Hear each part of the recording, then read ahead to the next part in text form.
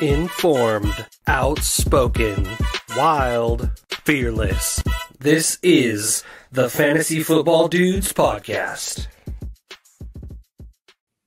What is up, my dudes? This is Trent with the Fantasy Football Dudes Podcast. I am joined by Phil and the birthday boy, Jordan. I think Seth is, lost and maybe a mustard mess or something. I don't know if you saw that on X, guys, but we're here with the birthday boy. We're here with Phil. How's everybody doing? Before I, check in with you guys, check in with my dudes before we start the huddle. It's not my birthday. You said the birthday boy and Phil, but it's not Phil's birthday. My birthday is actually in exactly a month, just for what it's worth. We actually have a true birthday boy on here, though.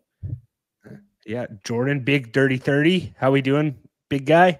Look at it. He's got a fancy shirt on. He's feeling fancy, feeling cute, cutesy. I don't know about that. I just feel old, man. 30's and old. 30, flirty, and thriving, like that show 13 going on to 30. That's you now, Jordan. Congrats. Yeah. Welcome to the 3-0 Club. I think Seth's probably going to turn 22 this year. So, just to support the age gap, something about this younger generation. Before we get into our rookie wide receiver preview, okay, it is, we're a week away from the draft. That's kind of cool. So that'll be fun.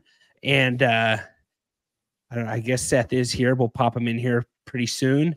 But I'll pull Seth in here. That's fine. Let's just. Are you not gonna, you're I feel like, Trent, you're bearing the lead right now. It's Jordan's birthday. You said happy birthday. You're old. You moved on. Like, we need to go into detail here. No, we don't. We don't. Where this guy did, what he did, what his plans are for the weekend. We're at Wednesday. Saturday, like, you having a little party. I know you had he said he's going to be on the podcast late because he had a birthday party. I didn't realize it was his birthday. I also didn't realize that Trent and I were not invited to Seth and I were not invited to his birthday, which frankly, that makes me sick. But what'd you do for your birthday? What are your plans? Went and got some little teppanyaki for dinner. So that's always good. Tep daddy, let's go. Yeah. Other than that, this weekend I'm flying to Phoenix for a basketball tournament, so I'll be not really birthday, but kind of like coincidence, timing of it. Should be a fun weekend. But birthday gambling. Yeah, well, I mean, it doesn't need to be my birthday to gamble, but sure, we can do some birthday gambling. Oh, because you're gonna be in a we are gonna be in a legal betting state, so that'll be fun. Fire up some. Sucks there's no like UFC this weekend. That's kind of a bummer, but yeah, we'll find some stuff. NBA playoffs, find some stuff to bet on this weekend. Playoff hockey. Yeah, that starts this weekend too. That's awesome. Maybe I'll throw on some you know what I will do this weekend? Maybe some draft props. Some draft bets. Oh, nice. Oh, yeah. Good idea. Perfect. Yeah, throw some future maybe even some like NFL futures, see what they have, Yeah.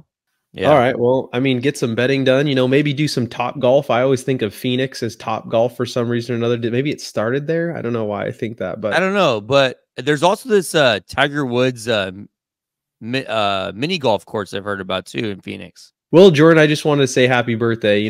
As a man who's 3 years past his 30th birthday and about to be 4 years past my 30th birthday, I don't really know what type of wisdom to bestow on you besides the fact that just you got to keep hustling, player. So, what'd you have for dinner, Jordan? I got some chicken, the teppanyaki chicken and whitefish. So. Are you not a steak guy? Like on my birthday? Okay, so you got sushi. On my birthday, I'm going steak over chicken. Okay, all right. Yeah, like I'm not really I don't know. Like I'm not a huge steak guy. Like I like steak, and if I'm at your house, Phil, and you cook steak, I'm eating the steak, right? Like I'm not that person who's gonna be like anti-steak, but like I don't know. Like I usually just go for like the chicken, and I don't know. All this talk about food. Let's, we got to break the huddle here. We got to get into some news and notes. Seth, everybody wants to know about this hot dog mishap you had. Can you defend yourself a little bit? All right. So Trent really caught me at a bad time. Trent's like, as we all know, like very sneaky and like doesn't like to mention things until they're already after on the internet, So like, he's like, what happened to your hot dog? And so I like mustard. So I put a substantial amount on there. And keep in mind, I'm also trying to give my kids food. So as I'm transferring my plate, the hot dog falls over. Okay. And it proceeds to look like a mess. So yeah, that's what happened. It fell over, and so it got everywhere. I normally eat my hot dog like a normal human being. Then know that it's not nacho cheese. That is just mustard. Let me ask you a question, though, Jordan. Was Does that pineapple? Was that pineapple hot dog? I don't know. Ask Trent. I think Trent, maybe it was, or I believe it was. It was apple. apple. That's what it was. Yeah. So you went mustard and apple sausage? That seems mix? weird. That's to me is like worse than the nacho cheese combo. Seth. So what would you put on there? Just curious. Not anything. I probably also wouldn't Not put it anything? in a bun. What about like No. barbecue sauce or something like that? Yeah, maybe. Actually, that's a good one. Maybe barbecue sauce, but I probably would dip it in. Everyone barbecue hated sauce. on my barbecue. I had barbecue sauce on mine. And everyone hated on it. Because you're What did you using have, Trent? Making apple sausages to put on a hot dog bun. Like, what are we thinking here? Like, are you Trent, making... you were using the Dukes or what? I was using the Dukes from Jordan's brother. Yeah, that's the Dukes gold. That's great. I think that's a it's good great. barbecue sauce. But you're making apple sausages, then you're putting that. I think that's honestly that. I think honestly, Trent, you should have just left with only the barbecue, no ketchup and mayo. Like, yeah. why do you have And ketchup and mayo on? Phil, have you ever tried a hot dog like that before, Phil? Like, why is the guy in a glass house throwing stones right now? Like, seriously, you should have my back if anyone should. Like, it's No. hot An dog. apple You're sausage is calling a me nice. I love how because I people are put hating on ketchup Trent and more relish than on me, it. which is great. It's An awesome. apple sausage is nice. No, Seth, you're not even at fault here. You didn't know what you're being served. You're just an unknown participant in this basically deglorification of a hot dog. Like the guy Trent did deke me though. He said tri-tip, and then like 5 minutes before I got there, he said, "Actually, we're doing hot dogs." That's So, most of his life. He dekes one most foot was of already his- in the door. you know? Yes, So I then was he- like, "Free food or no?" You know, and I'm like, "Oh, free food." Okay. and also apple sausages. Like that's not even. They were good though. I can't complain. I'm not complaining about it either. But the guy put them in between a bun and You kind of are. You kind of are, Phil. This is kind of as bad as your ice. Phil cream not cake. Like, complaining, that would be yeah. Phil not complaining, that would be a miracle. So yeah, just keep going, Phil. if it was the cheddar brat and you put that much mustard on it, I would have no beef. But I almost knew that there was something fishy going on. I can't believe you served someone apple cinnamon sausages for dinner. And there's no cinnamon on there. You're just making stuff up that's not even true. That's you like, don't dude. like. So what happened? I told Seth I was gonna make tri-tip. Did and I they run realized, out like, of hey, there's gonna be sausages at 4 the grocery kids. store? It's just the Costco pack. It was leftovers from the Super Bowl. So I had pineapple and I had apple. You probably ate one at the Super Bowl and didn't even notice because you were Definitely just drowning true. it in nacho cheese. So No, like, don't I only act had like the this is bacon something wrapped like hot you dog. had it with a bun. You No. had one at the fight, or you had one at my house 2 weeks ago and we watched That March was a Madness. cheddar. So cheddar don't brat. act like. So you had 3 cheddar brats? I doubt it. You tried everything, Phil. Don't act like I only had- didn't try I that. only had 2 cheddar brats. I can't believe you're serving.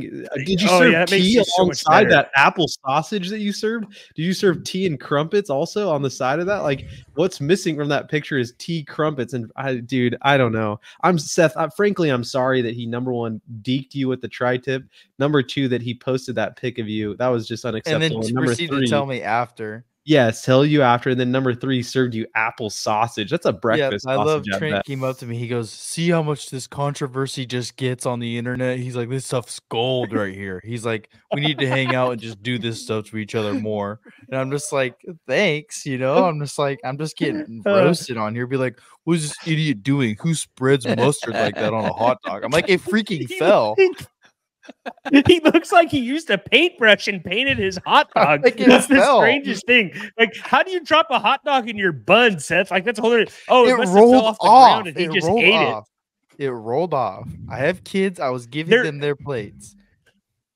it. Hey, for real though, it was like total mayhem at my house. We had 4 kids under the age of 3. It was pure madness. So I was like, I said, do the tri-tip, and then my wife's like, "Hey, the kids probably aren't gonna eat tri-tip. Just do hot dogs." I was like, Okay, fine, fair enough. So it was it was fun for the most part, other than, you know, it was about as much fun as you could have with 4 kids under 3 as possible. That's probably what I'd say. Plus Seth was there, and the guy doesn't even know how to put mustard on properly. So that's a whole story besides itself.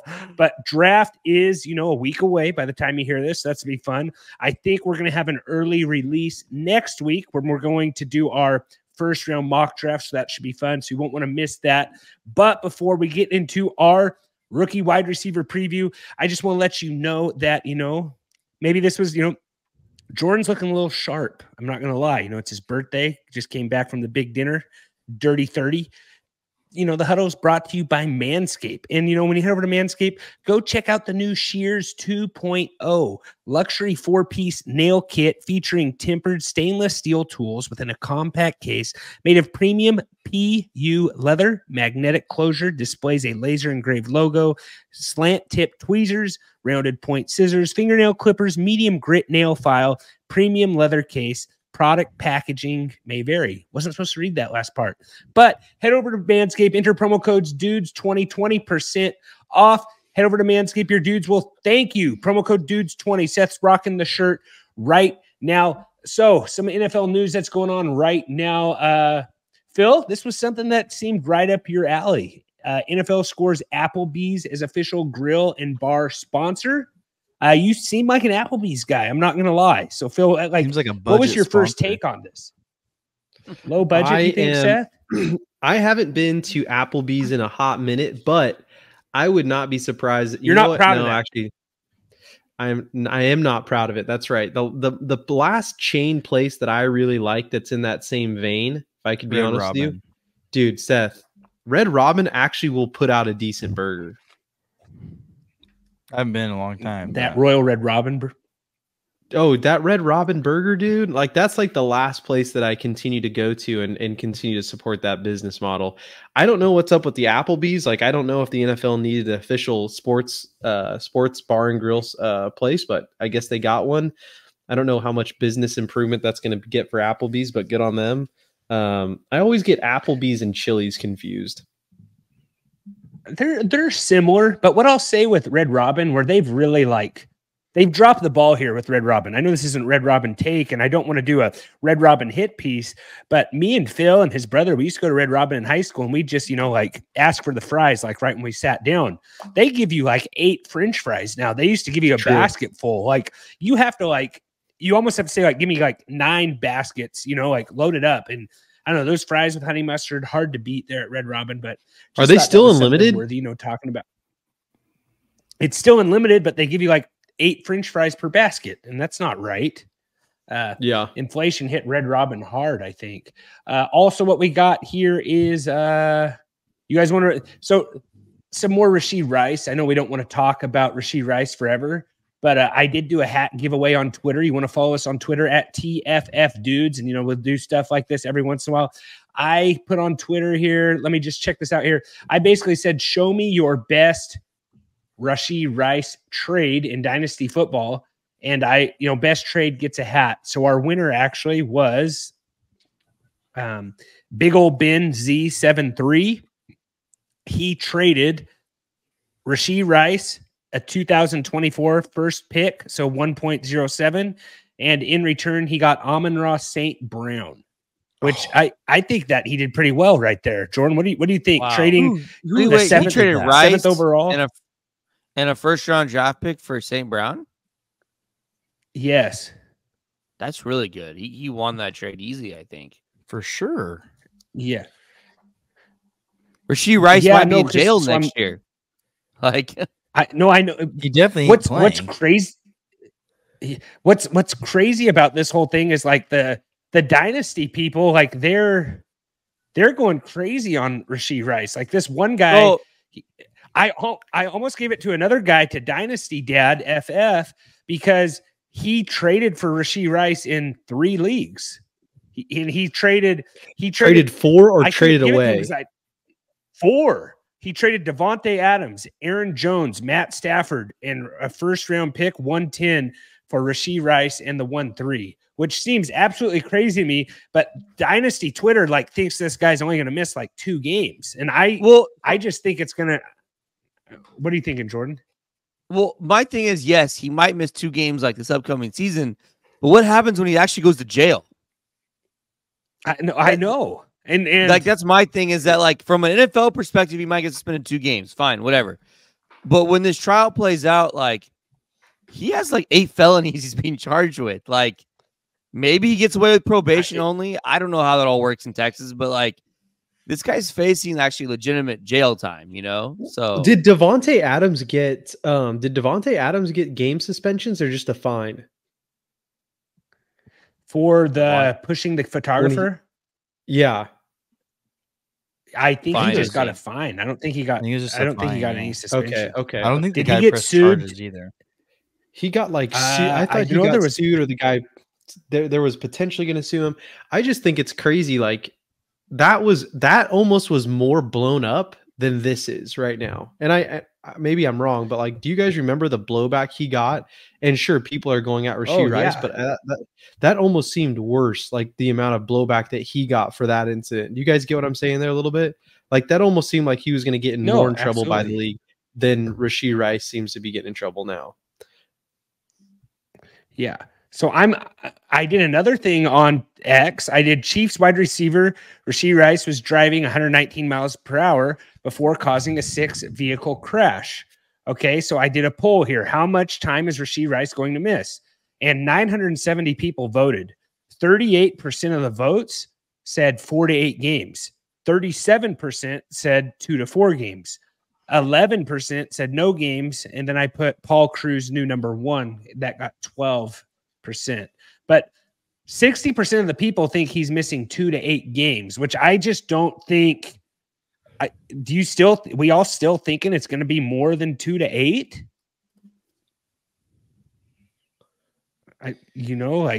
Yeah, it really all depends on if they want to like lower charges or like what the punishment could be. Cause like really he, like 8 different felonies charged against him. Like he could serve some like legitimate jail time, but also too, like we see sometimes these guys, do get good lawyers and they do work out deals to where, this guy maybe just does community service and pays a lot of money, like in a fine or, something like that. And, maybe it's like a second chance for the dude. Like that's totally possible too. But it's also very possible, that he does serve jail time and he gets a judge that really wants to like make an example of this. And, like, I think it's, it could be a whole different deal. He could miss the whole season for it, or he could miss just 2 games. Right. So I think it's very variable. Yeah. It's kind of where I'm at too. And we've talked about this for 3 pods in a row. It just was amazing to me. And I think it's more wishful thinking or guys trying to sell in Dynasty, but I was shocked that he got Amon-Ra St. Brown for Rashee Rice. Even if Rashee Rice plays, I still think he maybe gets the upper hand in that trade. For sure. 100%. 100%. So yeah, unless like just found a Chiefs fan, and I think you have the upper hand even if Rashee Rice like had nothing else going against him. I think trading a first round draft pick and Rashee Rice for St. Brown is a good trade regardless of the situation. And I think he won even more trading away a player who potentially might not play again. Yeah. No, so good for him. I think it's time to break this huddle, guys. Get into our wide receiver preview. But before we get into our wide receiver preview, I just, we got a quick little message here from the Fantasy Dad. So you might want to check that out. Head over to YouTube at tffdudes to see his, fatherly face. I'll leave it at that.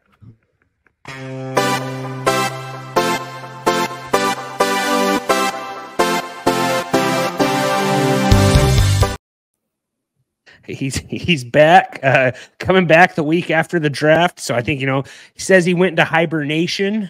So you want to go check him out at TFF Dad on X. Always post good stuff on there. Football related stuff. You'll like it. So go check that out. We appreciate the videos. But we're going to break the huddle. Phil, I'm going to throw this over to you. You can throw it over to Jordan, throw it over to Seth. We're going to preview, our favorite wide receivers here, maybe a couple sleepers.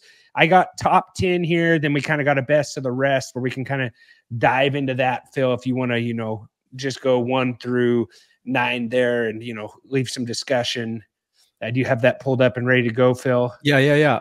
So I think that just as a way of intro, like I think people are very excited for this wide receiver class. Would we say that this is probably the most exciting wide receiver class in the last 3 to 5-ish years? Jordan, Seth, am I wrong there? Trent? The Garrett Wilson class was pretty big. And that was what, 3 years ago? Yeah, I think that was that one, that bunch was pretty big. Maybe CeeDee Lamb's draft when it was CeeDee Lamb, Justin Jefferson, Devonta Smith. That one turned out you're right. pretty well. All I'm saying is it's been a little while since we've had a wide receiver draft where people have been this excited about, especially with like, I don't want to call him like a not a tribute. I'm thinking of the wrong word, but go ahead, Jordan. No, I'd say as good as like the Garrett Wilson class was, like Marvin Harrison is like above those guys as a prospect. So I think there's some mystique around Marvin Harrison Jr. too, just because of his dad and how good he is. But that Jefferson class was pretty good. The Jefferson, what class was Chase in? Chase was in a good class too. The year after. Yeah, the year after. So, but this class is just so deep. I'm excited for this class. I think it's good. It's a really good class. Crazy class, deep class. Speaking of, and thank you for segueing into that, Jordan. First wide receiver, number 1 ranked wide receiver, and likely going to be the number 1 wide receiver off the board, Marvin Harrison Jr. Seth, let's hear your thoughts on this guy. I know Jordy's a big fan. We'll kick it over to him after, but what do you think about this guy? Yeah, so Marvin Harrison, clearly the consensus guy. I'm pretty positive he didn't do anything in the combine, right? Just because I really like no-showed. Yeah, he no-showed, right? Correct me if I'm wrong, but like I feel like this is more of a recent thing for these. Go ahead, Trent.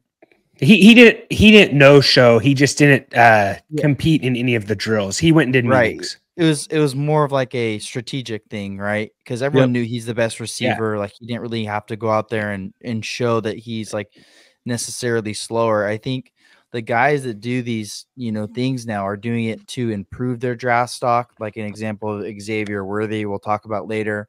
But like, there's no reason for Harrison to go out there and show these things because clearly on the field, he is, 100% like the best receiver to take off the board.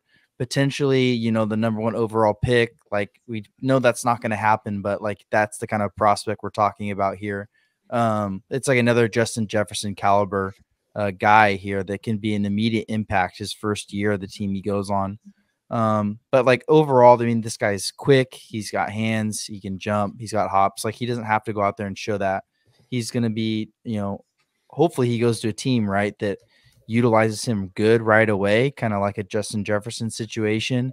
And this guy's going to be one of the most fantasy relevant rookies, I think, right off the bat. It all really depends on the team he goes to, right? But I'm hoping it's a team that is going to utilize his skill set because this guy's skills are going to translate from college to the NFL right away. Like I think that's the kind of caliber player we're talking about. So, it's going to be fun to watch. In your dynasty drafts, like some guys who don't need quarterbacks, he could be the first pick off the dynasty draft board. If you don't need Caleb Williams, then you probably need Marvin Harrison. So, but yeah, I'm excited to watch this guy play. Mostly excited. Hopefully you can get him in fantasy football too. So where do you think he's going, Seth? Do you think he has any, and then we'll kick it over to Jordan, anywhere specific that you think he's going? Oh man, I'm trying to think. I've seen so many different mocks of him going any other places. I don't know what teams need a wide receiver first, but if teams need a wide receiver, like he's, obviously the guy they're going to pick. If that's their biggest need at wide receiver, or these teams are taking best value at their pick number, then yeah, he's probably a top 5 pick for sure, like almost guaranteed, probably. So, Jordy, what about you? I'm leaning Cardinals. Go ahead. You think Cardinals? I'm waiting Cardinals, but yeah, throw it over to Jordan. Jordan, the only way he doesn't go at 4 is if the Cardinals trade that pick out to a team that's going to select a quarterback. So he could get to 5 with the Chargers, probably. I think that's a possibility. I don't think he gets below 5 though. I'd be shocked if he gets below 5. But Yeah, I mean Marvin Harrison, he's a freak. He's a stud. Like, there's not a whole lot to say. I think he's going to be fantasy relevant right from the get go. My question is, are you taking if you're in a dynasty draft, a rookie draft, whatever? Are you taking Marvin Harrison over any of the quarterbacks? Yes. What if you're in a super flex? No. Okay. Yeah, I have trouble doing it in a super flex. Like, if you have that one pick, it's gonna be hard to pass on Caleb Williams. Mm-hmm. Yeah, no, I think agree. it's hard, especially Unless you're super flex dynasty or your normal dynasty, right? You have 3 good quarterbacks. Like, I think you're totally fine, because if you can't play 3, then you don't really need 3 unless you're gonna trade, right? But I mean, if you have 2 good quarterbacks and you don't need another one, or you have 3 good ones already and you don't need Caleb Williams, then I mean, you can take Marvin Harrison there. So yeah, no, I was just curious. I think Marvin Harrison in not San Diego, LA with Herbert would be interesting. it would be really fun. you think they do it? That's if he's there at 5, they're doing it. That's what everybody wants them to do, him or Nabers. But I think that who knows? Harbaugh's been talking offensive linemen, is what he's kind of been talking. Who really knows it? I think Herbert needs a wide receiver, though. Yeah, I agree. Harrison's so good though. It's ridiculous how good he is. How do you like? What do you like about him, Jordan? I mean, he's just good. I mean, he does everything so well. He's a great route runner. He makes some unbelievable catches. Like, he's literally the whole package. Like, there's not a lot that he doesn't do above average. So, I mean, I just have a hard time seeing him not be an impact guy right away. Yeah, Jordan, what do you like? Look at it is, or say it, Phil.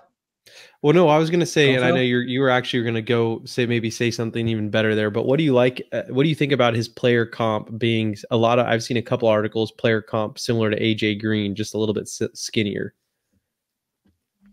That's pretty good, actually. I hadn't thought about that one. That's a pretty good one. I think he's better than AJ Green. I think his ceiling is like higher than AJ Green, though. You know, like, I don't know. It would make sense. I would agree with you on that as well. But I'm just saying, I've seen a couple player comps come across where they're saying that he's similar to AJ Green, or that's what they would compare him to. Seth, excuse me, Trent, I didn't mean to interrupt you. Do you want to ask that question again? No, you're good. I think one of my favorite things about Marvin Harrison, I feel it's hard to say a guy's bust proof, right? But it's kind of like his dad's a Hall of Famer. I think he kind of knows what he has to do. Like, I feel like he has the resources in his life to make good decisions, you know, what to expect. I don't think he's going to get overwhelmed with the noise of being an NFL star. Like, I think his dad's going to be like, and his dad was like a type of guy who like scored a touchdown, ran the ball over to the ref. And, you know, like his dad didn't celebrate. His dad wasn't flashy. Like, I think the pedigree and the upbringing, I feel like he's bust proof. Like, I think he kind of knows what he has to do. He's kind of a student of the game, works out hard. Like, I think he's like the safest first round pick you can take. Like, you know, like, I don't think he's a me guy. I think he's a team guy. And that's why I think if Marvin Harrison's there, you got to take him. But what do you have to say back to that, Jordan? Well, I also think, to your point, Trent, like, this guy loves football, right? Like, because to be honest, like, this guy, his dad didn't just play in the NFL. His dad's like a Hall of Famer, right? Correct. So, like, his dad is like, this guy doesn't need money. Like, I shouldn't assume that 100%, but I'm going to assume that, like, he's not doing it because he needs the money. He's not doing it because it's his job. Like, he legitimately just loves football. Like, so, like, yeah, he wants to be there. I think his floor is extremely high. Like, I agree. I don't see how he's not. The only way he's not good in the NFL is if he's playing with really bad quarterbacks, but even then, I don't know if that will matter, or he gets hurt, right? Like, I think getting hurt is the only way he doesn't turn into a above average wide receiver, at the minimum, above average wide receiver in the NFL. Yeah, I think he's not going to be the type of guy like Jordan Addison who's like rushing his dog to the vet, going 120 miles an hour on a road. Like I think you can eliminate the off-field drama with him. Like I think he's, it's not a 22-year-old kid that you're throwing millions of dollars to. I think he'll be able to handle the lifestyle, all that stuff. Really like him. I don't think anyone's sleeping on him, guys. And speaking of sleeping, think you've seen the best fantasy sports. Think again with the new dynamic payouts at Sleeper. Your winnings now could store just as your predictions to your contest using the Sleeper dynamic payout multiplier and decide if each player will outperform their projections. It's that simple. You could take home up to 100 times your entry. This is the biggest, multiplier in DFS right now. Head over to Sleeper. They got a nice little dashboard so you can see all your trades for all your leagues. Really the best place to play fantasy football, guys. And they're adding new stuff, new features every year, every month. Head over to Sleeper. Enter promo code DUDES100. They'll match you up to $100, guys. Sleeper, it really is the best place. Been using their platform for a long time. Really proud that they're sponsors of the show, partners of the show. Phil, what do we got next? I think that's a good spot. What we have next, Marv. Yeah, what we have next here is, and you know what? I'm going to botch this. The likelihood that I botch this is pretty high, okay? But the next guy off the board here is Malik Nabers. Did I pronounce that right, or does he go by Malik? Pretty sure it's Malik. No, it's Malik. It's Malik Nabers. You did good, okay. Phil. I did all right. So Malik Nabers, go ahead. No, you're doing good. Keep going. Yeah, so Malik Nabers, this guy actually didn't do anything. He was invited to the combine, but didn't do any drills. He did do a pro day though. 4.38 40-yard dash, 1.56 for his 10 yards. I know that means a lot to maybe all of you or maybe none of you, but pretty decent size athlete, 6 foot, 199, 109. Oh, but let's call it 200 pounds. A little bit of actually a smaller framed actually is what I should say compared to some of the other guys that we have listed here. But I'm going to go ahead. Trent, you know what? I'm going to kick it over to you. Malik Nabers, what are we thinking here, my guy? I like Malik Nabers. He's part of the reason that I'm not a big Jaden Daniels fan, because I think Malik Nabers is so good. The guy caught 21 TD passes in college. He caught 14 of them last year. Has decent strength, good with catching the ball in traffic, led the SEC in catches each of the last 2 seasons. So yeah, I like Nabers a lot. Like I like Marvin Harrison more. I think it's crazy that people like Nabers more than Marvin Harrison. LSU kind of is that wide receiver U, I think you could call it. Like, seems like they just put out some really good players out of LSU. But I like Nabers. Jordan, what's your favorite thing about Nabers? Just big play, kind of, he's a freak. I know. He just makes plays, man. Like 14 touchdowns his senior year.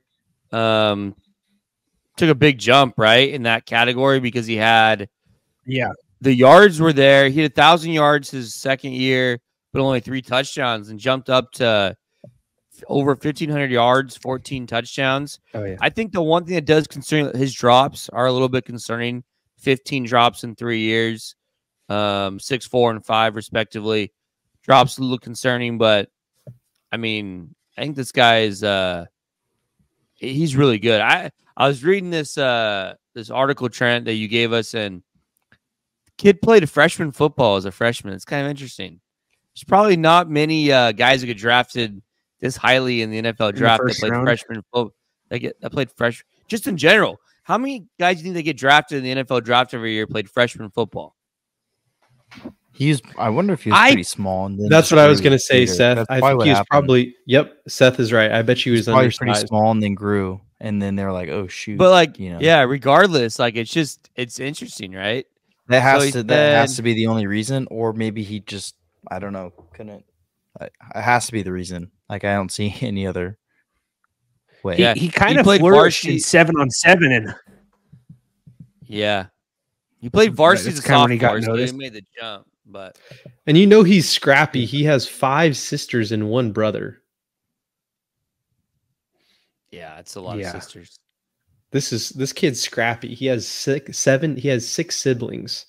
Like coming from a family of 7, there's definitely some scrap there. he is, I think, Jordan, one of the things that you mentioned, he had some drops, but one of the other weaknesses they mentioned, he looks to catch quite a bit of balls using his body, which is probably brought in some of those.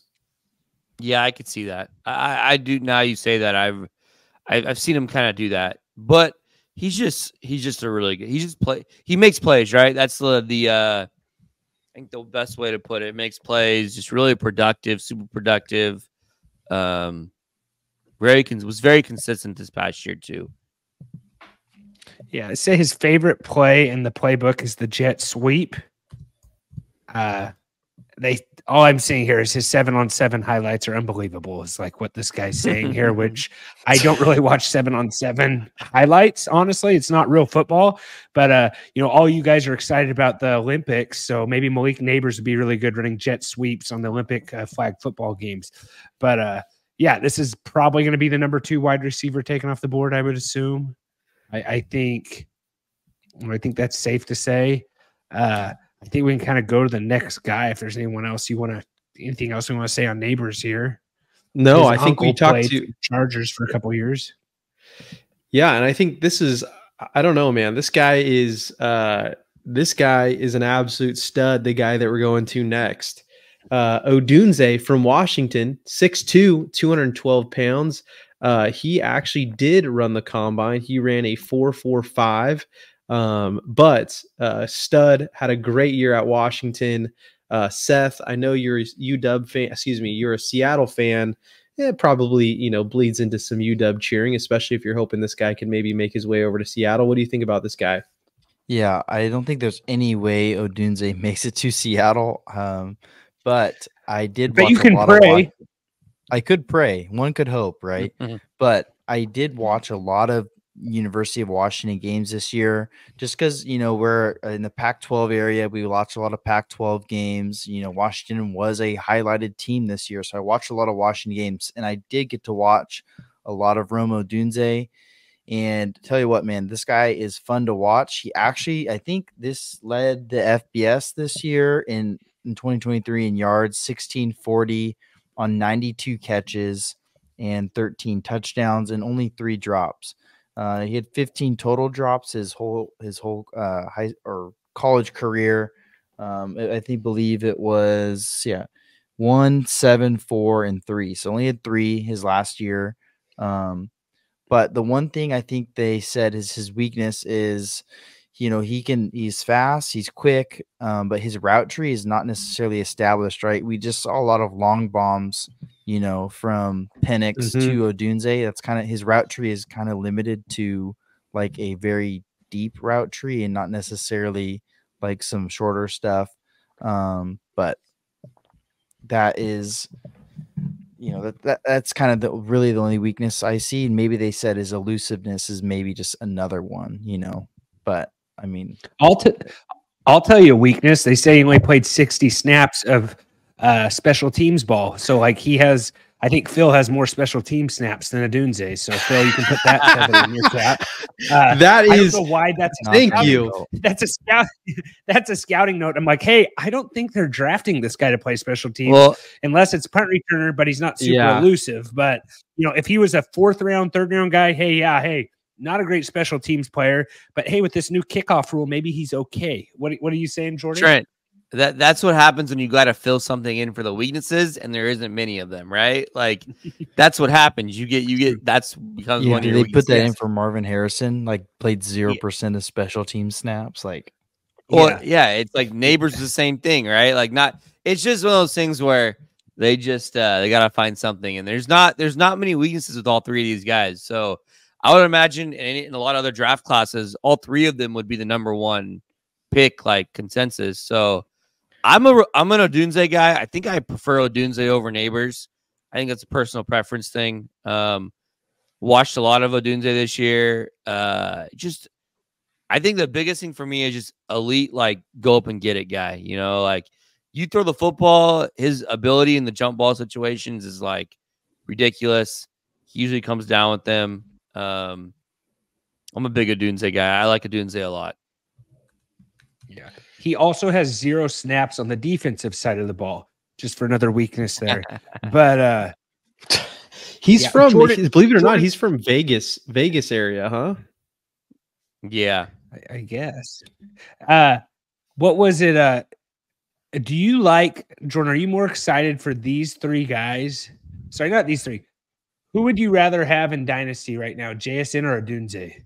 Because you guys were big JSN fans. Odunze. Odunze. So even like if let's say JSN was coming out of the draft this year instead of last year, you'd still be Odunze? I think so. That's a good question, Trent. I'm not going to ask Phil and Seth because I know since he's a Seahawks, like they automatically will like choose him versus Jerry Rice.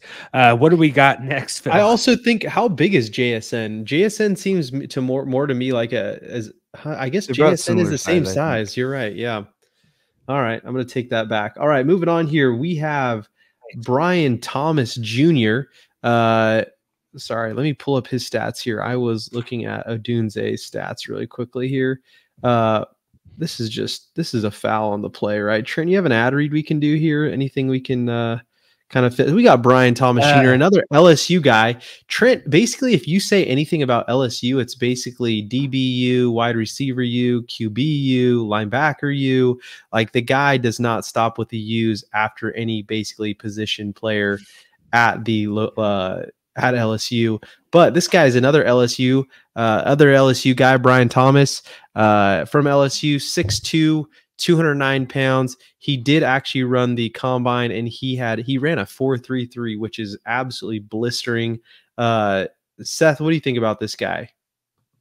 Like I said, like these LSU guys, like for sure it has to be the wide receiver. Like we've seen the like consistently good receivers come out of LSU. I know like this last year, the draft class at LSU wasn't good, so a lot of this young talent, you know, has been good. But I feel like whenever I saw LSU doing something crazy, I did not see Brian Thomas as much. I felt like I was seeing Nabers more. But however, you know, LSU was successful and they did spread the ball out around pretty well. But the whole offense, you know, ran between these two guys and the quarterback. So like all the offensive production was between, you know, these guys and the quarterback. I think he, you know, has the potential to be successful. But, you know, I think, you know, after you get, you know, past the number 3 receiver at Odunze, I think it does drop off a little bit. Brian Thomas, I didn't realize he had more touchdown catches than Nabers. He had 17 TD catches. I believe we said Nabers had 14. So yep. He's a little more raw, right, Jordan? Would you agree with that? Yeah, I mean, I consider him just to be like a freak athlete type of guy, you know. And if you look at his looking through his bio a little bit here, didn't play football his freshman year of high school. So we have 2 receivers on this LSU team. One played freshman football as a freshman. The other one didn't even play football as a freshman. His dad wanted him to focus on basketball. This guy had they won a state championship his freshman year in basketball. He had 20 points, 8 rebounds in the championship game. State championship MVP as a freshman. His sophomore year, he played football, and then in basketball, they went to the title game in 2019 again. He surpassed over 1,000 career points midway through his sophomore season, and then was all-state his junior year in basketball. Didn't play basketball senior year, but like, dude, this guy's just a freak athlete. Like, he's good, crazy. At like, looking, he's just good at. Like, it's basketball, just for what it's worth. But yeah, my point though is that he didn't even play football his freshman year. Like, it's no, I mean, just a crazy good athlete. Yeah. Again, like another guy who you want in the jump ball situations. He can go up and get it. He's very fast, very athletic. It'll be interesting to see what he's like if he doesn't have an elite wide receiver with him too, though. Yeah, that's true. 2 in the same roster. Yeah, he works back to the ball really well. What's interesting, I guess it's not interesting. It seems like a long time ago. It's not that long ago. Coach Orgeron, Coach O, recruited both of these guys in the same class. So it's kind of like he had a good recruiting class. They, and they got rid of him. They paid him all that money for him to walk, but like the guy still was recruiting pretty good, right? Is all I'm saying, that he brought all these guys. The right aren't Brian Kelly guys. Maybe he had the right pieces, and maybe I don't know. I feel like a coach wins a national champion and they fire him 2 years later. I still think it's still kind of crazy to me, but it's whatever. What else do you guys want to say about Brian Thomas here? Anything else? Yeah, I think Jordan has the. I think that? Jordan had the best point, saying like he is raw, and it'll be interesting to see like if he goes to a team without that other elite wide receiver, like how will he produce? Like I think he's more of a question mark receiver to me than the other guys we talked about so far. But I mean, like I said, I think the question marks only get bigger as we go down the list. Obviously, that's why they're ranked in this way. But I think this is where the first question mark actually like raises up. I think with the first three guys, I think you're, guaranteed at least a little bit of production. So who do we got next, Seth or Phil? Yeah. So the next guy we have is Lad McConkey, excuse me. Was that Jordan? No, it's McConkey. Yeah, McConkey. A little bit of a smaller statue, and you guys will probably get into this just in terms of his overall weakness, but 5'11", 186 pounds, a little bit on the smaller side, although he did run a pretty fast 40 at 4.39. Coming out of Georgia, I think it was about 70% of his career snaps came out wide. And then 29.6 were in the slot, which to me is a little bit odd for the guy of the size, like his stature. So I do think that also could be a weakness, just in terms of like, if he's that small, quote unquote small, lining up so far outside, you think of him more of as like a slot guy, but he lined up majority of his time on the outside. So just one thing to note. Trent, any thoughts on this guy? I kind of like guys like he played quarterback in high school. I feel like guys who play quarterback and then move to receiver, they're kind of good at finding, soft spots to sit. They don't tend to run into coverage. They kind of find that soft spot in the defense, sit there and catch passes. They kind of have a knack for that. And he played quarterback in high school. He played defensive back also, had a couple pick sixes. I just wish I could see a little bit more on him. I feel like he kind of has an injury history, but I still think this guy could, like, these other guys are really good. I think McConkey could get put in a really good position going to a team that doesn't really need a number one, where he's a number two, number three, and could be a good player. Like he ran a 4.39. Like, so I like him, and I think in the right spot he could be. Like, where do we think this guy? He still has a first round, second round grade, so he's going to go early. But like, I feel like this is a guy that I don't know. Like, if the Bears wanted to take Bowers or Adunze with that second pick in the first round, they maybe could get an offensive lineman and maybe get McConkey in the second round if he's still there. I don't know if they want to wait that long. But I just think that McConkey is going to go into a really good situation where he's – I know it's a deep wide receiver class. I think he could do pretty good. Like I said, I like wide receivers that played quarterback at some point in their career. Maybe it's just because I like Julian Edelman. I don't know. Jordan, what do you have about McConkey? I'll step in real quick. So, reading this guy's profile is something that's really cool. So this is another one, Jordan, that, this guy is like leaning on like first, second round pick, right? So this guy, played receiver at first, and was very small, and then got bigger later on, moved to quarterback. He's the best player on the team, led his team, to win some titles. He was only getting FCS offers because he was a small guy, but he was extremely athletic, a playmaker, only got FCS stuff. And he was also a really good basketball player. I guess that was his best sport in high school. And he was leaning to go play football and basketball at an FCS school. And then when Kirby Smart had heard about him, he went to one of his basketball games and then offered him a football scholarship off the basketball game. So that's something that's super interesting, is that, a big football coach went to a basketball game and offered a guy a scholarship for football after watching him play basketball. So that's just something cool. Yeah. Does that give you the one? Jordan, what do you got about McConkey? It does. It's a good feeling. No, I would agree. All I want to tell Phil is that Phil's I can't stand when they talk about basketball with NFL players. How many of these guys played basketball, Phil? A lot of them. It's not a coincidence, that all these NFL guys played basketball growing up. No, I'll be honest. Wide receivers. I think it's very, very common. It's very correlates well. I'll be honest. The fact that they have McConkey so high in all these draft boards, it's weird to me. It's crazy to me. Obviously, like he's super quick, shifty, elite route runner. He doesn't look like an NFL wide receiver, if I'm being honest. Like he just is very unassuming. He was hurt so much though over his career. So I just feel like maybe we haven't seen that, and I get what they like about him, how quick and fast, the great route runner. I think he fits a really good role, he's just not that explosive athlete that like some of these other guys are as far as like jumping, and I guess he's fast and quick, but like he's not going to go up and get a ball, right? That's just not what he does. So, again, I get why this is a guy, but it does surprise me. This is a guy, Jordan, that like Harbaugh punts on a receiver in the first round and gets McConkey in the second round. Like he seems like a Harbaugh guy to me. Maybe I'm wrong.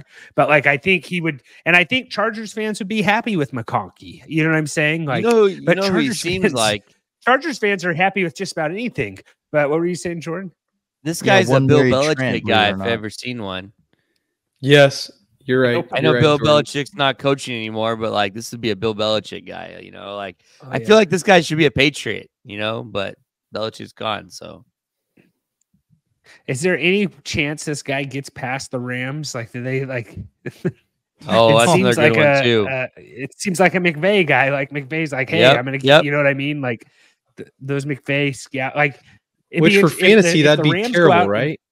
Yeah, it would. Maybe, but not for Stafford. But yeah, it'd be a lot. I could see them trading.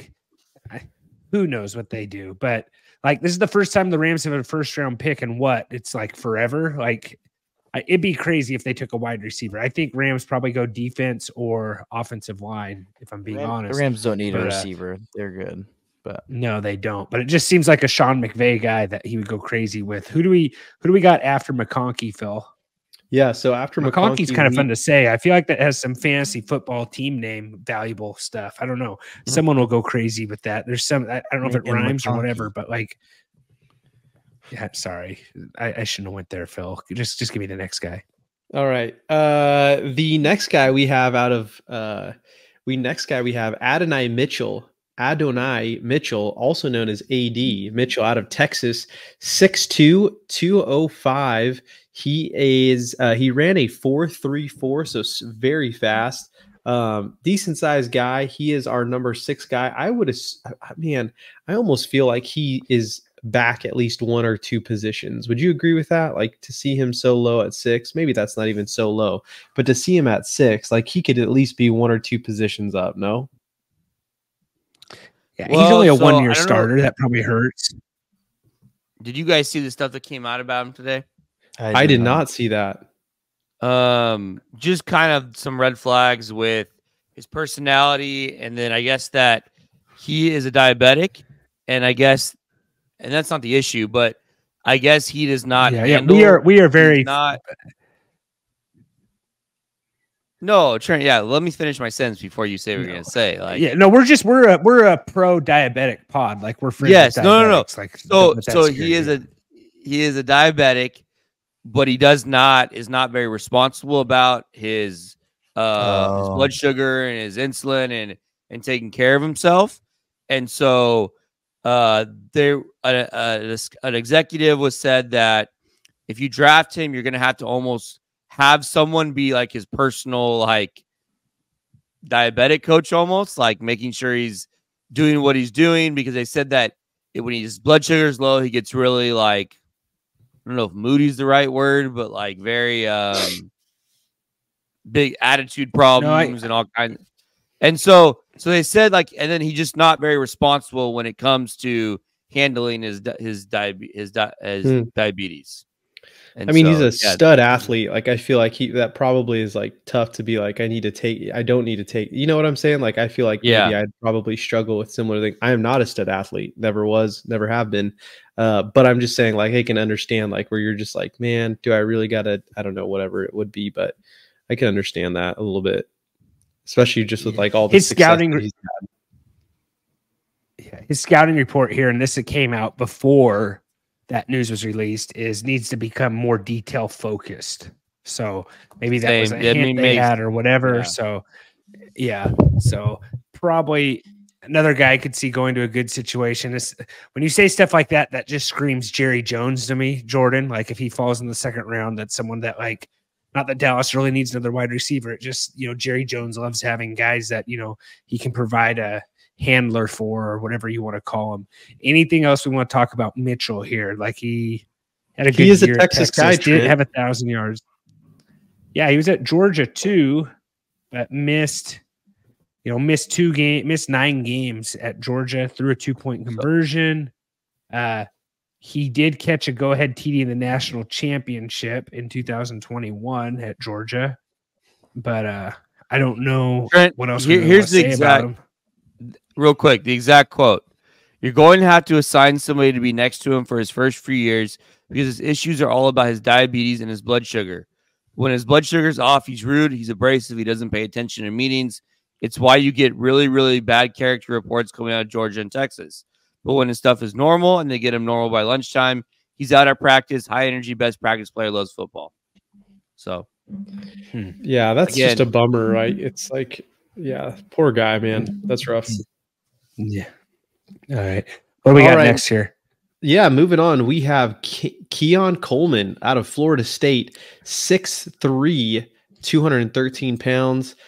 Keon is the second youngest of 5 children, 3 boys and 2 girls. Grew up in Opelousas, 60 miles west of Baton Rouge. So I'm going to kick this one over to Seth. Seth, what's your scouting report on Keon here, my guy?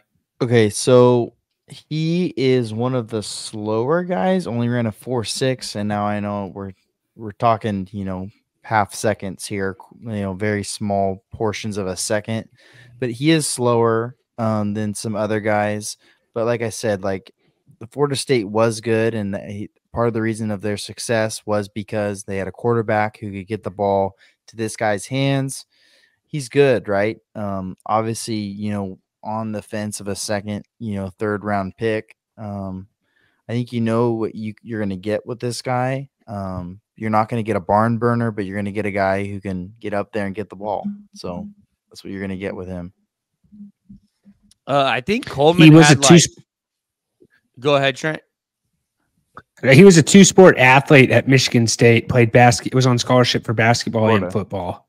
So he was you know, good at. I believe he's related to CeeDee Lamb also distantly. Maybe I'm thinking of someone else. That actually might not be right. I can't remember that. I know one of these wide receivers is, but yeah. I like Coleman. What do you have to say, Jordan, about Coleman? Sorry. No, yeah, he is a cousin of CeeDee Lamb, Trent. Okay. He I think he had like 3, like he came out of the gate hot this year, like 3 touchdowns in the first game. Something like that. He really slowed down towards the end of the year, was not as productive towards the end of the year, but I don't know if there's a reason for that. I don't know if that's a concern. But like Seth said, he's kind of a big physical guy. Good jump ball guy, can make some crazy catches, you know, at the when he goes up and gets the ball in the air. So really good ball skills, but yeah, just not super fast, not super yeah. So again, like kind of a big physical guy, go up and get it.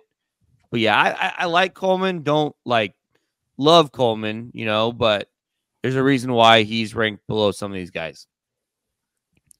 Cortland Sutton is a comp I'm seeing here, player comp. He's a good at targeting the high point on footballs, can make those big catches, can adjust to the football in the air. Do we need to say anything else you guys want to talk about on Coleman here? CD's little cuz. No. Do you want to cover a couple guys together? Do you want to let's cover a just couple scroll through some like of these Roman guys. Wilson and Ricky Yeah. Pearsall, and then we'll jump to Xavier Worthy because I feel like we have more to talk about for Xavier Worthy, right? Yeah. All right. So the last two guys before we jump into Xavier Worthy are Roman Wilson and Ricky Pearsall. So what do you, Jordan? Any of these guys? You like any of these guys here? Yeah, Wilson had a really good year with Michigan this year. I feel like 12 touchdowns in that offense is pretty good. Only had a 789 yards, but again, we're talking about a Harbaugh offense where they want to run the ball quite a bit. He's good hands, he's fast. Played in the slot a little bit, so I think he's a pretty talented guy. I mean, where you're going to get him, I think it's not bad value. Ricky Pearsall, I feel like, is a really good athlete. One on the older side compared to some of these other receivers. Played 5 years of college football. He's good. He's really good. Go ahead, Trent. One thing, Roman Wilson had 2 rushing touchdowns, not this year, but the year prior. So maybe a little bit of I'm sure those were jet sweeps or whatever, but just a little another dynamic to add to his game. What I like about Wilson is you said the touchdowns, Jordan. Like, I feel like we're just scratching the surface on this guy. We're not huge JJ McCarthy fans, but the fact that this guy put 12 TDs up with him, like, I think that's saying something. And because of that, I think that this guy could get put in a really good position because he's so far down the board. You put Roman Wilson on a different team, maybe he puts up, like, put this guy over, I don't know, Washington or, another school that really airs it out. Maybe he has way more yards and 2 less touchdowns. I don't know, but yeah, his stats he's one of the more intriguing guys in this draft to me, to where I want to see where he lands. I think he could go to a really good position. But other stuff you got on these 2 guys, Jordan? No, I don't really have much else. They're both good. I don't love either of them, but they're solid. I think there's guys that that what we're using has ranked below them. I would have some guys ranked above them, but I would agree here. Is Xavier Worthy one of those guys, Jordan? A Fresno guy? I'd have Xavier Worthy. And to be honest, I don't really get why Xavier Worthy's ranked below Eddie Mitchell, his teammate on here. I agree. I don't know. Maybe I know why. Why? Because he's lighter than everyone on this podcast. He only weighs 165 pounds. Yeah, he's a slender guy. He's a smaller I know, guy. but he's the fastest player to ever run the. Yeah, maybe the fastest player ever in the NFL, right? Like, I mean, he's crazy fast, and he's a good route runner. I feel like can make plays. Just as a burner. I'm a big Xavier Worthy guy. I think in the right offense, he could be really, really successful. Be like a Devonta Smith. We've seen players be small and be successful. It's exactly Tyreek's small. Yeah. Tyreek is buff for how small he is, though, I will say. That's true. He weighs quite a bit for how small he is. Yeah. What they say here, slender, thin body type with minimal bulk on his frame, below average play strength and physicality, especially with crowded catch points. Converted just 5 of his 21 contested targets this past year. And also the other thing with Worthy is every single season he played in college football, his touchdown catches decreased. Freshman year, he caught 12 TDs. Sophomore year, he caught 9. In this past season, he only caught 5. But he had 1,000 receiving yards this year. So this was his first 1,000-yard, receiving season. But I think the size is just really hurting him. And I know he's really fast, but he's also a good punt returner too, though. So, but Trent, he didn't miss a game in 3 years. So, it's not like he's like a small guy who's injury prone. He didn't miss a game. So, he's out there. He's competing. Good on special teams if he goes to the Chiefs, Jordan? No. But good on special teams too, which is cool. He definitely an added little element there. So yeah. He played through a broken right hand in October of 2022. What a stud, man. Yeah. We should probably try to get him on the pod. Maybe we should buy get a billboard on the 99 that says Xavier Worthy, join the dudes. Probably not my worst idea, honestly. Anyone else we want to cover here on this? There's more Fresno guys on here. I don't know if we need to go into more Fresno. Yeah, Trent, a couple more guys. I'll just rattle off a couple more. Malachi Corley played in the Western Kentucky offense. Really good, super productive. Man, he had 29 touchdowns in basically 3 years at Western Kentucky. But they do throw the ball up and down. Troy Franklin, I'd like to know I'd like to go in depth more and see what people don't like about Franklin. I don't know if it's his size or what exactly it is. I'm surprised Troy Franklin, he was really, really good in college. So I like Franklin quite a bit. And then the last one is I like Jalen McMillan too out of Washington, but another Fresno guy. You like Polk? You like Polk or McMillan better? I like McMillan better, but I get the reasons why Polk is kind of ranked ahead of him. Not even listed on the top 45 on this. He's number 19 on this one. Oh, okay. When it comes to receivers, so there's a lot of good players in this class. Like Tez Walker out of North Carolina was a lot of hype there. You got Jerry Rice's son, Brendan Rice, in this class. Xavier, I mean, there is names up and down. Christian McCaffrey's brother's on here. That's right. Yeah, really good out of Rice. I mean, there's just so many good receivers. I mean, shoot, down the line, you got guys like Isaiah Williams, who's super productive out of Illinois. Xavier Weaver had a good year at Colorado. Yeah. I mean, it's Johnny Wilson is like 6'6" out of Florida State. Really like huge target. I mean, there's just so many good wide receivers in this class. Yeah. No, it's a fun one. It'll be Rice is kind of intriguing, but probably not. The McCaffrey one and Rice, those ones are kind of interesting to me, but I haven't gotten going to get drafted to one of the teams we were talking about. McConkey is going to get drafted too. That's the one I think might happen. Yeah. McCaffrey will go to the Rams, not McConkey, because it's like a fifth round. He's like a fifth round projection. It'll probably go like in the 5th or 6th to one of those teams we just talked about. Like he'll be the one drafted to the Rams when they don't need a receiver. They'll draft him in the probably. 5th. Yeah, no, that's true. All right. I think that kind of does our rookie preview, wide receiver preview. Don't miss our first round mock draft coming early next week. Not exactly what sure that day will be coming out, but it will be coming out earlier than Thursday. So that is all our rookies there that we, previewing here early on. So let's hop over to Divas, and then Jordan's going to do a Dude Decides for his birthday. That's NFL draft inspired. And we will break it down from there. So Divas, does anyone have any Divas for this week? I'll start it off here. New York Jets just got new jerseys again. Do the New York Jets get new jerseys every other year? Like, I feel like they nonstop get jerseys, and they don't even look that much different than their last jerseys. So all these new jerseys, I really don't like any of them when they redo these. And this one, it just seems like a money grab to me. But the Jets, it's like you literally just redid your jerseys when Sam Darnold was there, and now you're already doing it again. The Falcons are going to be next because their jerseys are absolutely horrible. Oh, but the Jets for redoing their jerseys again. Again. That's my diva of the week. Jordan, what do you got here? Why they redo their jerseys, or why is Jordan?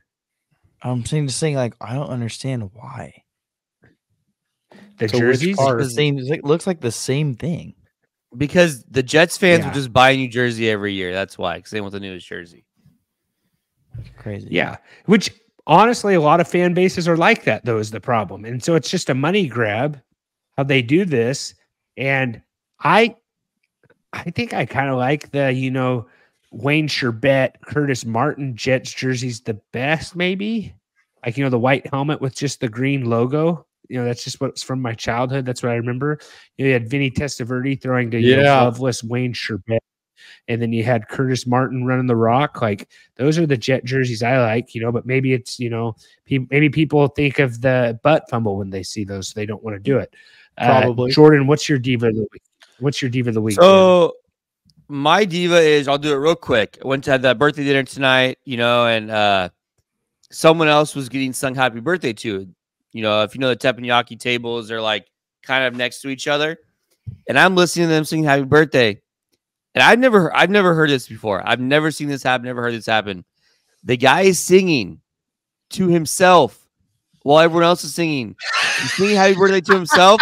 And he goes, happy birthday to me. He said the word me while he was singing it. Oh my! You're a diva. You can't do that. That is great. Did you do it after? I did not do it after. I can't. When people say happy birthday to you is one of the weirdest things ever. And this guy was singing to himself and said the word happy birthday to me. Do you think he was embarrassed? Unless you're didn't know what to do, or like he looked like he was enjoying it, man. He was just relishing the moment. Man, I can't believe you and Phil have the same birthday and he went to teppanyaki tonight. No, that is unacceptable unless you're under the age of 7, I will say. Yeah, this guy was a little kid can get away with it. Adult male. If you're old enough to vote and drive, you cannot sing happy birthday to yourself. Like, I don't think females should do it either. You know what I'm saying? So Seth, you got a diva of the week here? Someone, you don't have one, like the trash someone man who like come posts take a your picture trash, of you, like of your food with out of context. Maybe, I don't know. It's probably a good one. Yeah, Seth's probably going to try to sue me for that. Honestly, okay, defamation. Yeah, you should probably sue him over those people apple sausages. That's absolutely terrible that he would serve the apple sausage. Oh my, those are they're not that bad. People love those. We were kicking around. Here's one. People who complain about free food. That's one I'm going to talk about. And then people who use paintbrushes to put mustard on their complain about free food and then still eat it. Yeah. Yeah. I hate this hot dog's terrible. Yeah, this hot dog's terrible. Let me just dip it in some nacho cheese. Okay, Phil. Yeah, but you guys you guys kind of got to know. Hot dog's so bad. Is that how you did it when you had that apple sausage, Seth, or what's going on there? Oh, it was 2 bites.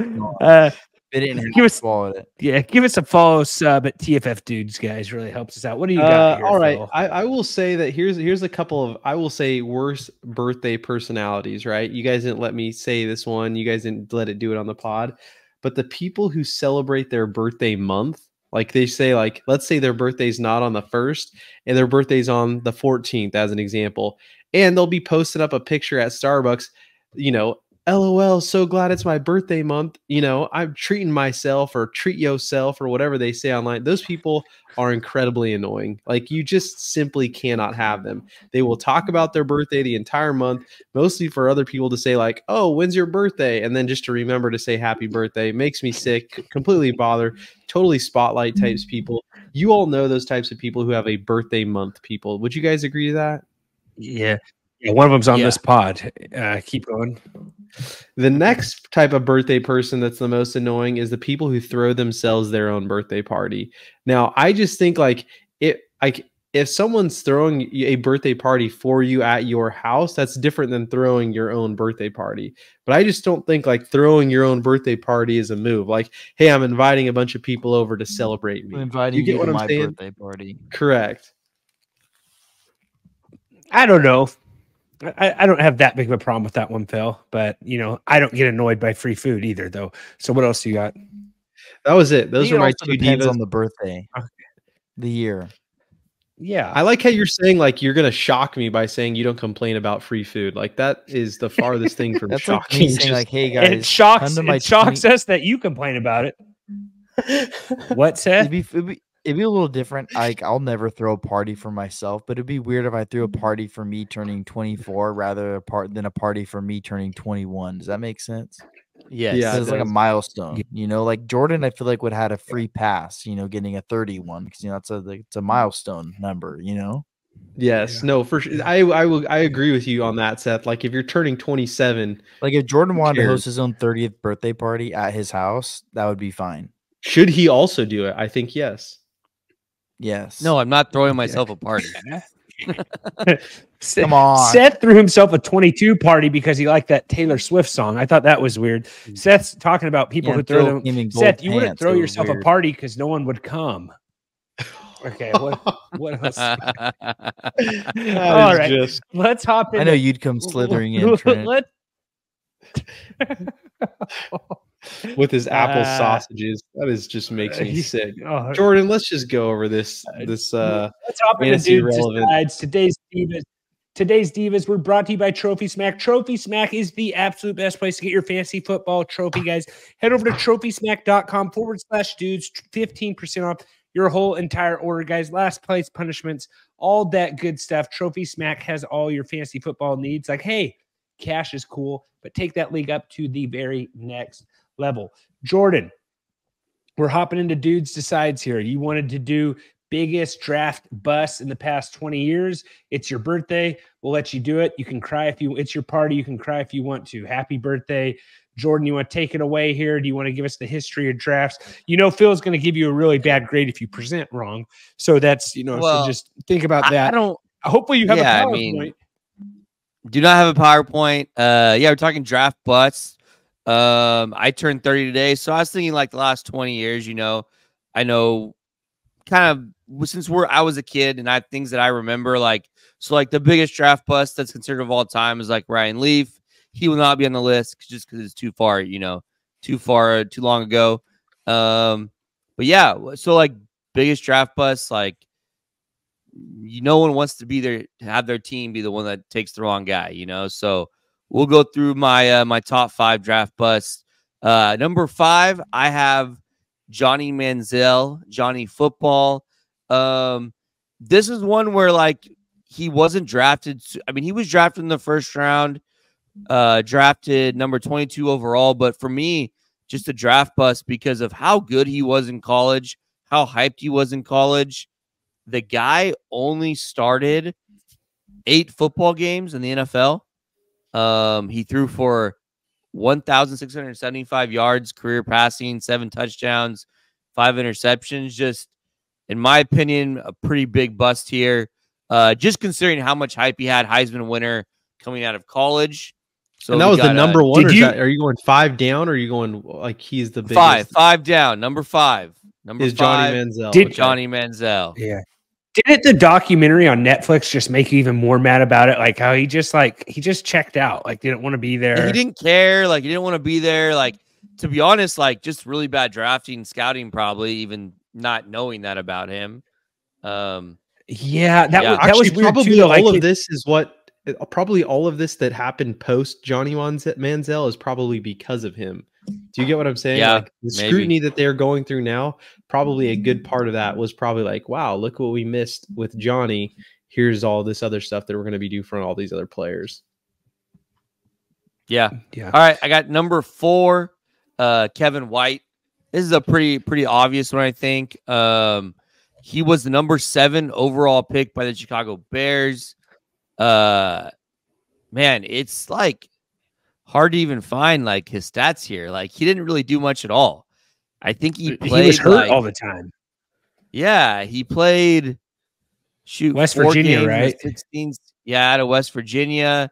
He did not play a single game during his rookie season. He played 4 in 2016. He played like 1 game in 2017.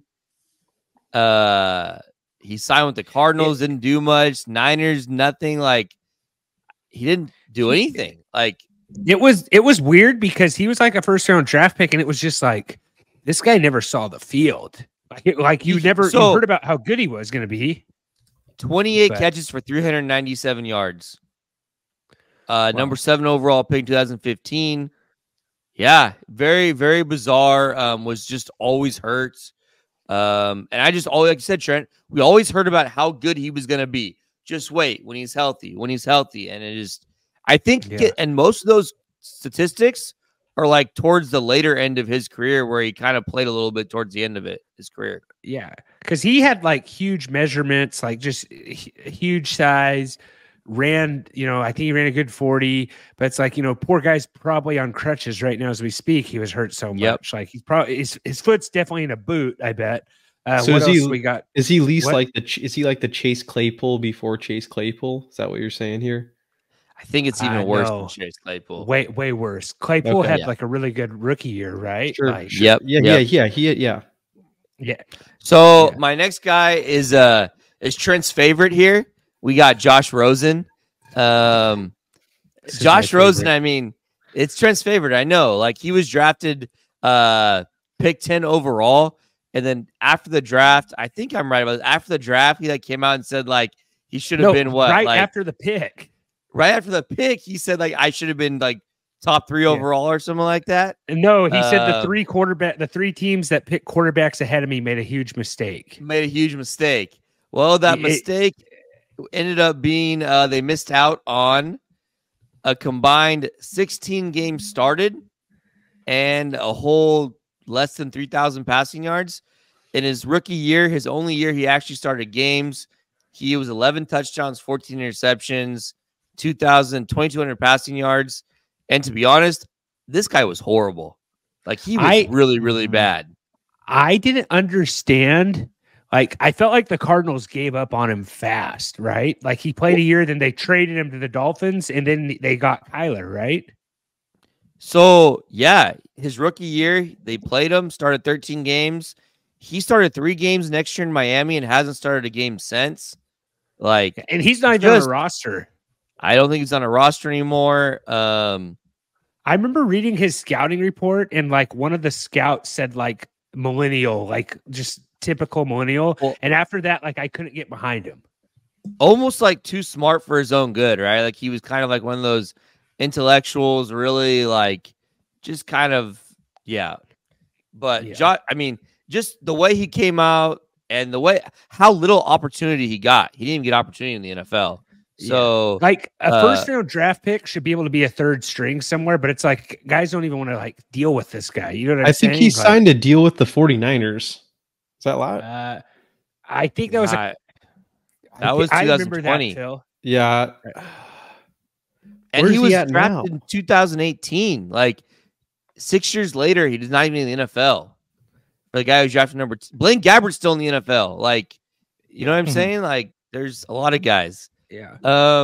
It's not like it's not like he was Jamarcus Russell and just ate himself out of a job either. Like he's still pretty fit.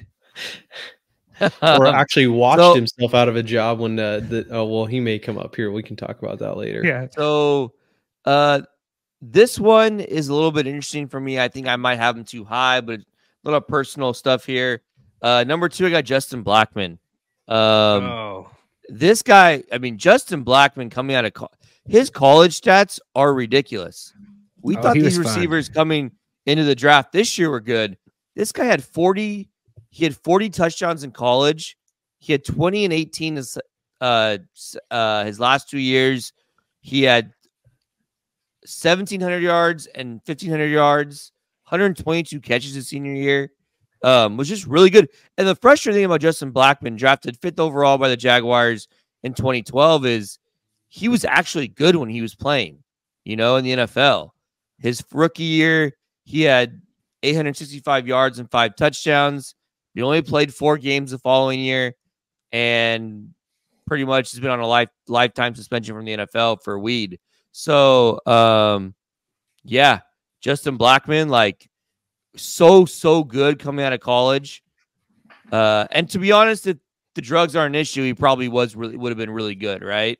But I also think someone who just didn't care about football enough, didn't really care about it, would rather do other stuff, face some demons. But yeah, just 5th overall draft pick, and just honestly the bust, but he shouldn't have been a bust. Yeah. Oh, him. Was he with Brandon Whedon, or am I thinking Crabtree, or were they both? I think Crabtree was with Whedon, but I could be wrong. Yeah, no, he was a lot of fun to watch. Oklahoma State, right? Yeah, Oklahoma State. Yeah, Blackmon. Yeah, he was a freak. Like, he was so good. When he played for the Jaguars, he did some crazy things. Like, he was really good. Just couldn't stay in the league. But yeah, I think that's maybe 2 spots too high. Maybe he should have been at 4 instead of Kevin White. Yeah, but I think there's a little personal bias there, you know. Yeah. If he wouldn't have gotten in trouble, though, Jordan, he actually showed that he could play in the league. No one else in this list could. That's true. You know, that is a fair point. He was just so good. Trent, to be honest, how we talk about Marvin Harrison Jr. having such, how do you see him bust? That's probably what people said about Justin Blackman. How do you see this guy turning into a bust? It was an off the field stuff. And that's what I like about Harrison, though, is I think he knows how to handle that. That's yeah. Number one, it's the obvious one, Jamarcus Russell, like number one overall pick, has all the physical gifts in the world, but yeah, I mean, it just let's look at Jamarcus Russell here. He played one game, started one game his rookie year, started 15 games his second year. Career 18 touchdowns, 23 interceptions, almost 5,000 yards in 25 games. So, but just, I mean, this guy was the can't miss prospect, you know, was so, yeah.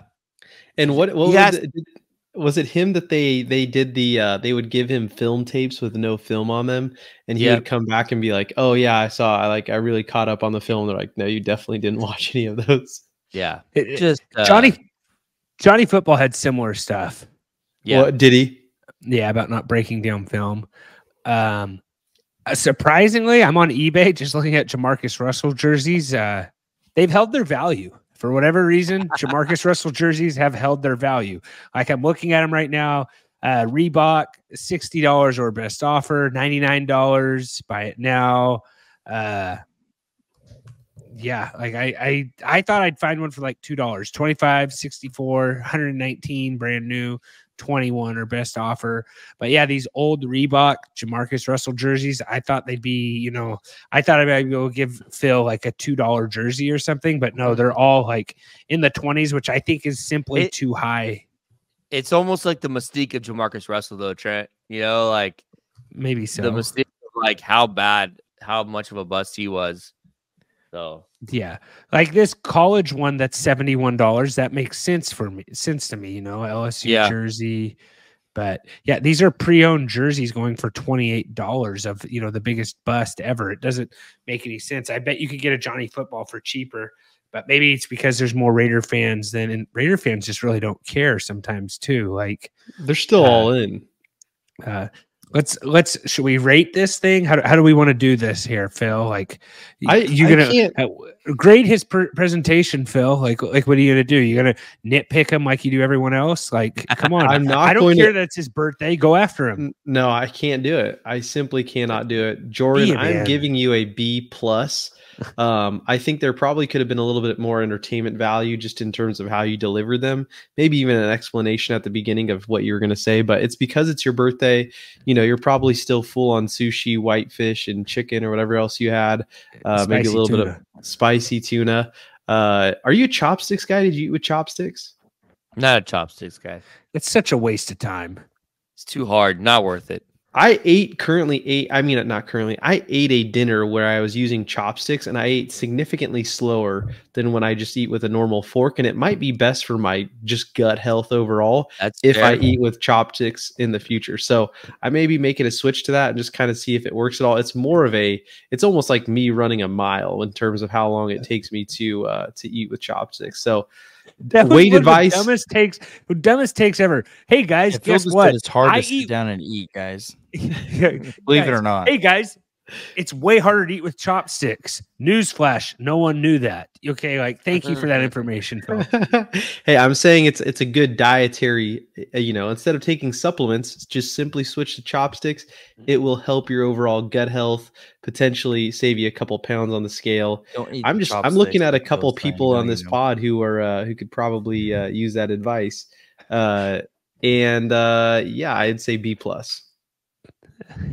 Yeah. The problem with this whole dudes decides, like, people like it, but every time Phil grades somebody, you feel like you're at a Toastmasters class, and it's just super weird. It's like, hey, man, like, Phil's like, presentation, you didn't use your hands, you weren't flamboyant enough, like, make eye contact with the audience. It's like, Phil, just zip it, man. Like, give him a grade and be done with it. It's like, I don't need you to dissect the whole entire situation. Like, hey, Phil, if you judged everything else in your life like this, who knows? You know, you'd probably be the next Elon Musk. Maybe you could buy X or bring Vine back. I don't know. But yeah, Phil, like, gave him a B+ and then told him all the things he did wrong. Like, if you're going to do that, it's probably a C. You know what I'm saying? Like, you can't nitpick a guy and give him a B+. Like, you know, all I heard is that people like this segment. That's all I heard. Didn't hear any of the rest of the part of it. Yeah. Exit the pod before we do the next one and see how much more people like it. Anyways, Jordan, I think that this list, it's hard to screw this up. And so I think I have to give you an A because of that. Someone on there He's basically saying it's foolproof. You're not smart. You're just not dumb. Yeah. Hey, take what you can get. Yeah. You pass it. And Jordan did pick this topic. I almost feel like if someone's doing it, the other three guys should decide on the topic, and then that's a good point. I agree. That'd be a good idea. Like, make Jordan, like, you know, I don't know what we'd have him rank. Yeah, next time you got to give me a harder one. Yeah, WNBA teams or something. So I'm going to give you an A, Jordan, but you know, it's a simple topic. I think Phil's birthday topic that he wanted to do, like, he acted like it was a really good idea. It was super easy too. Yeah, he gave us two examples. So that would have been great so if I would have put any level of time. Also, I'll give you an extra point grade for that nice collared shirt you're wearing on the pod. Like, everyone else looks like just. I came dressed to impress with my presentation. Came dressed to impress. Thank you, Jordan. I'm switching my grade to an A just by that fact alone. All right. Yeah, I'm gonna go A just because of topic, and then Jordan's wearing a collared shirt. Phil's like wearing, I don't know what he's wearing over there. Probably like some REI Mountains or Calling shirts. Steakhouse. It's Pendleton shirt. Pendleton. I'm sure you guys have heard of Pendleton. Red Robin shirt. Seth, what do you got next? What do you got for a rating? I'm gonna do an A as well. I think that's how I would have rated it. It's good he did players that he's familiar with, you know, not just picking most, you know, the players that, you know, they're on a draft bust list. He picked players that he watched play. I think there's only one player you said that I don't really recall, but the rest I would agree with. It is funny though, Jamarcus Russell, like, that is like the jersey that I saw everywhere, you know, and like when I saw people wearing the jersey, it was kind of after the fact he was terrible, you know, but like everyone bought those jerseys and then he was terrible. And like everyone, I feel like all my Raiders friends still have his jersey. So it's just funny now. They aren't proud of it either. Yeah, they're not proud of it, but it is funny to have it, you know. So yeah, you almost could do a Detroit Lions, you know, like you could go per team, which would be interesting. With the bus. Yeah. It's just it's very easy to research like a bus and not get it right. You know what I'm saying? Like, the stats are there.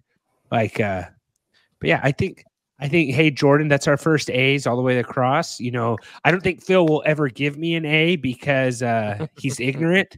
But other than that, I'm not sure. But here's an idea. Here, you know what? Maybe I'm just trying to get you to push yourself. You know, not many times in life have you really been required to push yourself, and this is the time when I'm really asking you to put together a list of things that could be beneficial for you. Just do some research, put some effort into some part of your life. That's all I'm asking for. If you can just do that, I might, give you a better grade.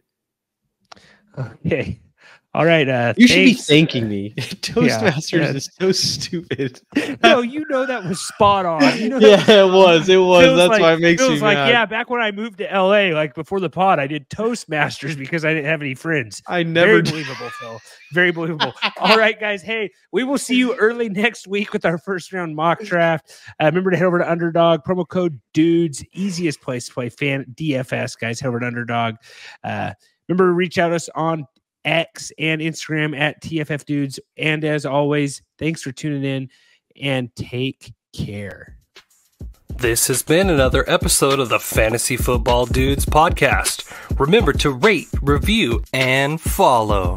For more information, go to www.thefantasyfootballdudes.com. And remember, we are sorry for absolutely nothing.